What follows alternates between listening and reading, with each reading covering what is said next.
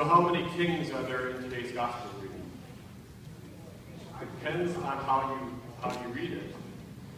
So some people would say 3, some people would say 4, I would say 5. Richard got it right. So let me explain. There is obviously King Herod. We know that he's a king because it says so. But the Magi, it doesn't say that they're kings. And it doesn't say how many there are. Tradition has told us that there are 3. And the one that you're forgetting, if you said 4, is Jesus. Christ is the king. So, again, you can play with the numbers, but the 3 categories of King Herod, the Magi, and Jesus all represent a different area of our lives and how we live our lives. So let me talk a little bit about each of them. Let's start with King Herod. King Herod is an evil man.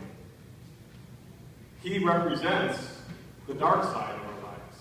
He represents the evil that sometimes comes into our lives. So what happens in the story? When we just look at the gospel reading, it doesn't look so bad. Because when the Magi come and they have this meeting with King Herod, what is the conversation? King Herod says to them, please let me know when you find this Christ child so that I can also go and worship him. Sounds very nice, right? But that's not the end of the story. Because we get a glimpse of it at the very end of the gospel when the Magi have a dream that says, don't go back the same way because you should avoid Herod at all costs. But the very next part of the gospel that we don't hear, of the gospel of Matthew, is where you really see the evil of King Herod. Because what happens is because the Magi did not come back and tell King Herod where his child is, he orders the death of every boy 2 years and younger. He slaughters all these boys, all these kids. What an evil man. And so we see in this king the dark side, the evil that exists in the world. There was, at the time of Jesus, there was a lot of darkness. And what I mean by that is there was a lot of misery that was going on. People in general had a very difficult life. They were under Roman rule, which meant that they didn't have the freedoms that we have come to know in the United States. Their taxation was almost 90%. So there was poverty among everyone. Anytime they would have a good harvest, the government would come in and take most of it. You know, anytime they had anything, the government would come and take most of it. The lifespan was only 35 at the time of Jesus. Infant mortality was high, and so there was great misery among the people. And so that's why they really longed for a Messiah. They really longed for a king who would come and straighten things out. A king who would come and end the misery. A king who would come and bring light to the darkness. Jesus becomes that king, the Messiah. And the Magi know it. The Magi know that this is the Messiah. They travel, they follow the star to go and see this king. The one who's going to give hope. The one who's going to bring light. So what happens in the gospel then as far as the Magi? They travel, they get to this place where Jesus is, where Mary and Joseph and Jesus are. And they come in. The very first thing the gospel says is they are overjoyed. They are just basically amazed at what they are seeing. Isaiah the prophet had prophesied about what would happen. What does Isaiah say in the reading? He says, "Rise up, Jerusalem, your light has come. The glory of the Lord shines upon you." And this prophecy is now coming true. This child has come into the world to bring hope for all, to bring light for the world. So the Magi are overjoyed at the experience that they're having. And they prostrate themselves and do homage. Do you know what it means to prostrate yourself? I mean, prostrating yourself is, this is prostrating yourself. You're getting all the way down.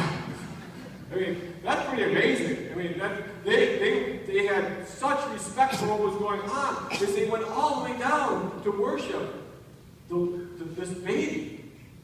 King Herod, on the other hand, is fearing this baby. He wants his baby dead because he's afraid that this baby is going to take over as the king. Whereas the Magi understand who this child is.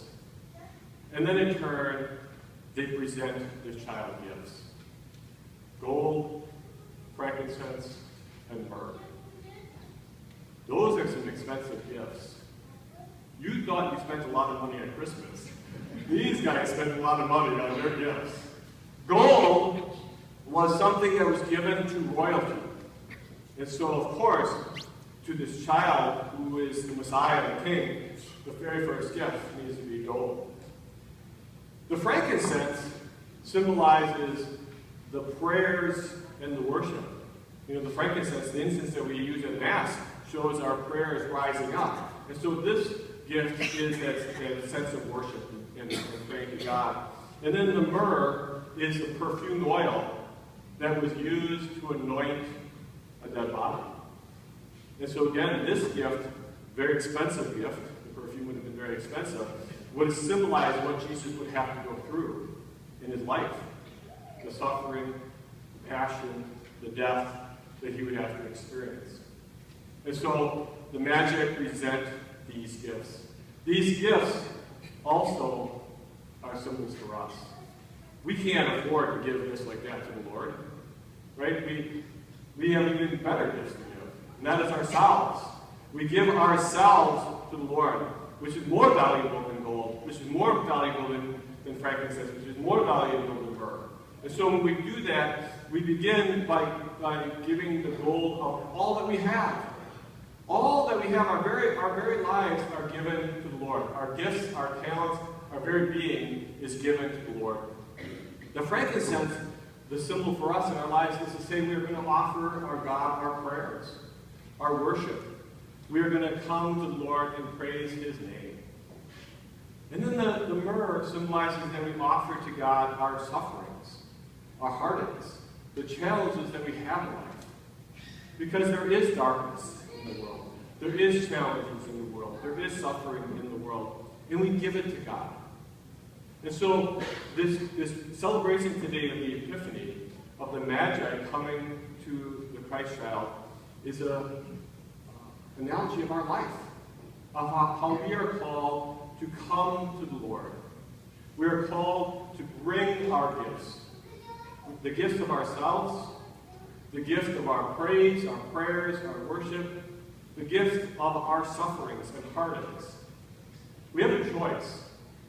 We can either stay in the darkness of selfishness and sin, or we can come to the light of Jesus Christ. Come to the Lord and experience that hope. I'm going to choose coming to Christ.